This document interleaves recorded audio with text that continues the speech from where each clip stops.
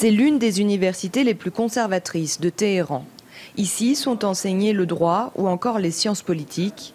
Et beaucoup de personnalités influentes du pays sont passées par la formation Imam Sadr. Alors forcément, les élections sont un sujet de débat entre les étudiants. Et pour eux, pas question d'opposer un groupe à un autre, mais plutôt de préserver l'unité dans la politique du pays. Nous voulons quelqu'un dont la priorité est le peuple et quelqu'un qui suit les instructions du guide l'Ayatollah Khamenei.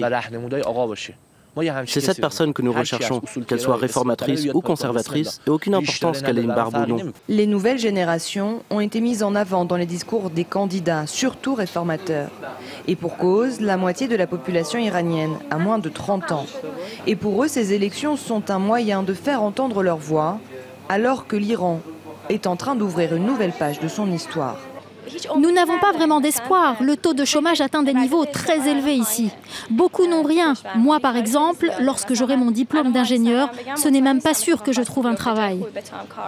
La jeunesse iranienne est l'une des plus diplômées du Moyen-Orient. Pourtant, le chômage la touche plus que le reste de la société. 25% des jeunes sont à la recherche d'un emploi. Dans chaque région, j'entends différentes voix. Dans les grandes villes, ils veulent des libertés en matière de culture, de société et en politique. Et dans les plus petites villes, les jeunes veulent de meilleures conditions de vie et des emplois. La seule question qu'ils me posent, est-ce que mon vote va avoir un impact ?